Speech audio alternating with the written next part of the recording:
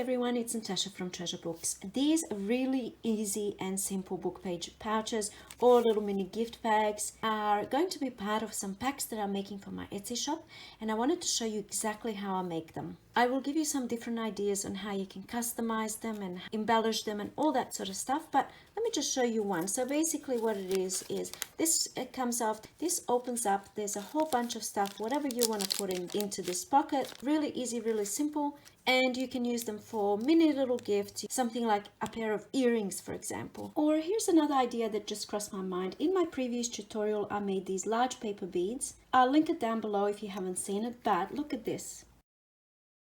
How cool would this be as a little gift to a fellow crafter? You could also have them as sidekicks to your journals or as a gift with purchase to your customers, and this would also make a nice little standalone craft fair item. Or you can make them as part of kits, which is what I'm doing. I'm making what I call treasure boxes, and there's going to be all sorts of different things in there, including one of these in each box. So I wanted to show you how to make them from start to finish. Lots of ideas for you and lots of inspiration. All right, let's get started. All right, to start off with, you need 2 book pages. I'm choosing to use book pages, but of course you can use any paper you have. And I'm going to put them together like this, and you'll see why we need 2 book pages rather than 1 in a moment. And now I'm going to trim it down to size that I want. These that I've made previously are 2.5 inches, so I might do 2.5 inches, but you can also leave it the size that it already is. It all depends on how big, how wide you want your little pouch to be. I'm going to make my first cut or rip. And now I'm marking the 2.5 inches just so I know where I want to rip. And I'm also keeping the offcuts because I want to make handmade paper, and I think this will be pretty cool to use. And here we go. This is the width that I want. The reason why I need 2 book pages rather than just 1 is because when I fold just the 1 page to get my little pouch, the writing is upside down. However, if I take my second piece, turn it upside down, so we've got one going the right way up, the other one is upside down, I put them together and fold it down. Now you have the writing that's the correct way up on the inside as well as on the outside. So all we did is the 2 pieces of paper, the back one is folded upside down, and here we go, done. Next thing I want to do is create this clear pocket on the inside, and for that I will be using this clear washed cereal bag liner. So the first thing I'm going to do is just cut a straight edge, or as straight as I can get it, just so I don't have these bits up the top. Here we go, just straight down.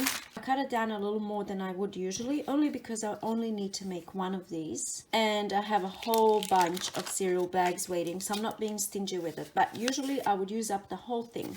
And now I'm going to make my fold. I like to leave a little bit of space down here, so I align it down here where I want it and then make my fold. So it's going to look something like this. So you can see where your fold is. There's my fold. And so when I put my cereal liner, I'm not going to go all the way up to that fold. I'm going to have the cereal liner maybe 1/2 centimeter. You can see here 1/4 inch. You know, you want to have a little bit of that space there. Next thing I'm going to do is go to my sewing machine and sew all around. So before I start my sewing, I am not gluing anything down. I'm not securing anything to anything. I'm simply holding it in place. And now here I am at my sewing machine, and I'm going to hold the liner in place, and I'm actually starting to sew where that liner is. Usually I would start sewing like down on one of the corners, but in this case I'm starting here because it's so slippery, it kind of tends to move around. So I'm just going to start with the liner, making sure it's straight over here, and I'm going to start sewing. I made a couple of stitches first, and now I'm going to go back. I'm going to back stitch, just so nothing is unraveling on me later. And off I go. I'm going to show you my machine settings in a moment, in case if you want to know. Down the bottom here, I like to do a zigzag stitch. And now I'm going back to a straight stitching all the way down. I messed it up a little because I was looking at my phone and not at my stitching, but it will be okay. So straight down. And now again, I like to do a zigzag stitch here. And then back to straight stitching until I meet up with here where I began. And now I'm going to do another back stitch there. All right, that's done. I'll show you in a second. I just wanted to show you my machine settings. So as you can see, I'm using white thread. If you use different colors thread, you get even nicer results. Here are my settings. This means that I'm just using a straight stitch. I have my little diagram here, straight stitch, and this is my length of stitch. So I think that's in between 2 and 3 millimeters. When I stitch to zigzag, when I switch to zigzag, C is zigzag. I move this down to lower, perhaps in between 1 and 2, and then my zigzag stitching is closer together rather than further apart. And this is my machine. People always ask me. Okay, here we go, that's stitched on. So if I was making more of these, I would have them all like this, and I'll go to my sewing machine and do them all at once. And once that is done, I just need to obviously cut this off.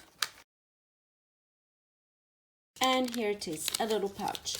I think that if you are using the cereal bag liners, because it's plastic, it's best to just stitch it together rather than try and use glue. If you do want to try and use glue, it's probably going to be visible underneath. But I haven't tried this, but if I was to try using glue, I would try something like this, add glitter glue. And this can, I think, adhere plastics. If I wasn't going to stitch, I simply wouldn't use plastic. I wouldn't use cereal bags. Perhaps I would use something like vellum, but I think your best bet is to use stitching to keep everything closed.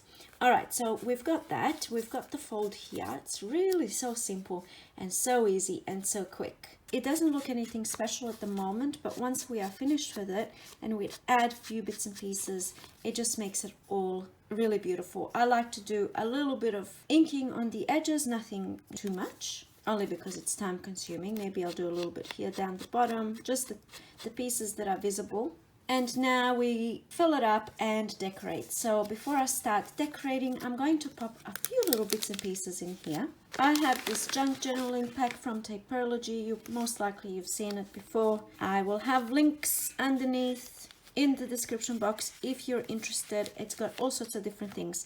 And for my project today and for the ones that I've done previously, I was using these little tickets to pop in there. So I'm going to go with this one. I like that color. I'm just going to put it in there. And it kind of happens to be perfect size to fit in there. That's completely by accident. So that's lucky. Next thing I'm going to pop in there is perhaps one of these beautiful images from here. This one is quite nice. Next thing I want to use is perhaps one of these little vellum pieces. I might as well just go with this one, the first one I opened up to, because it's really beautiful. And look at this, there's just so many in here. This booklet is also from Tapeology. You can use that discount code, and there's a few different ones to choose from. Really, really, really cool. Look at all of this, absolutely beautiful. So I'm going to use that one and maybe one more little thing. Maybe I'll go with perhaps this one, why not? Look. Another thing I'm going to pop in there is a little sticker like this, just like that. Next thing I want to do is add some little buttons. How easy it is to make something really fun and special with just a few little different bits and pieces. Next thing I want to pop in there are 2 little metal charms. And I think it's quite nice if they get their own little bag. Not necessary, but it's going to go in there like that. I am also popping in one of these little wooden bird embellishments. And the last thing I'm going to pop in there are just a few little sequins. Just for a little bit of fun in there, and also I like to use them in projects. I'll see if I can find something and show you. Alright, here is an example on how I use those sequins. So I just pop them down and sew right through, just like that. I think it looks so gorgeous on a project like that. I'm not sure if I did it on any other ones. That doesn't look like it. These are just little baggies that I made from packaging paper and stuff like that. I have a tutorial on these. I'll link it in the description box if you're interested, but that's how I use the sequins. Otherwise, they do kind of seem a little bit pointless. They look like they're just there for decorative purposes, but I actually like to use them. So you can see that one of the sequins wanted to escape. It's not escaping because I'm not letting it. So what's going to happen now is we close this little bag. And of course, I feel like it needs some type of a closure. And we're going to go into that next. And I'll show you a few different ways of finishing this off and embellishing it. First thing I'm going to do is pop a little something here. It can be a sticker, or what's this, an image from some type of a magazine, and I put contact paper onto it. So like it was just there on my desk, and this would actually work. So anything will do. Perhaps a sticker like this. This is also from Tapeology. I happen to have all these things on my desk. What else do I have on my desk? Collecting dust. Don't know where this came from, but it's there on my desk. Look at this. How cute is this? Even something like this. Use a little paper clip. So this can also be used, whereas when you put a sticker on there, you know, it can't really be used. You could do something like that. You could hang a little charm there. What have I got here? Perhaps something like this, and you just pop it on there. Perhaps something cute like that, and then all the pieces can be used. This can be used, the charm can be used, the little paper clip can be used. So there's an idea.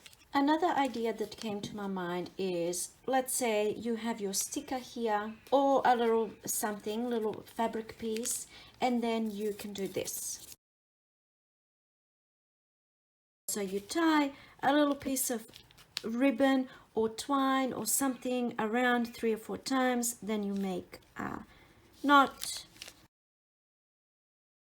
like that. You tie a little bow like that, and a beautiful little gift package. You can hang a little something there.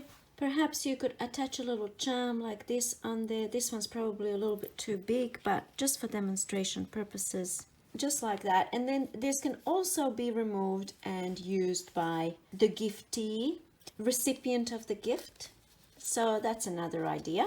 Another thing, of course, that you can do, which is what I've done with all of the ones that I have, is use a little doily, fold it over somewhere in the middle, pop it on top. Really, really easy and simple. Use a little peg, and there you go. So these pegs, the little wooden pegs, you can pretty much find them in any little craft shop or $2 shop. So I was playing around using these little ones. Perhaps I could use this instead of a paper clip to hold this in place, for example. Or what I have done is I have these little pegs, I have these buttons, and I simply, I mean, you can use really any button. This Handmade with Love button I purchased from eBay. And then you just apply a little bit of hot glue wherever you want the button to sit. Pop the button on top. And here we go, Bob's your uncle. How easy and quick. You just do a little production line. If you're making 20 of them, you just go bang, bang, done, bang, bang, done, done, done, done. 20 done in less than 5 minutes. So for example, for the one that I'm making today, perhaps seems like I'm going to use this little rabbit. So we can do a combination of both, even though it's kind of hiding, you know. But I think it's okay because this is supposed to be taken off and opened up anyway, so it's okay that the bunny is a little bit hidden. So you can have both. You can have the doily, paper doily up the top here. You can have a little tight string. You can really go to town and use all the ideas, or you can just do 1 or 2. It really depends on how much time you want to spend on each little thing. This probably looks a little bit too cluttered for my liking.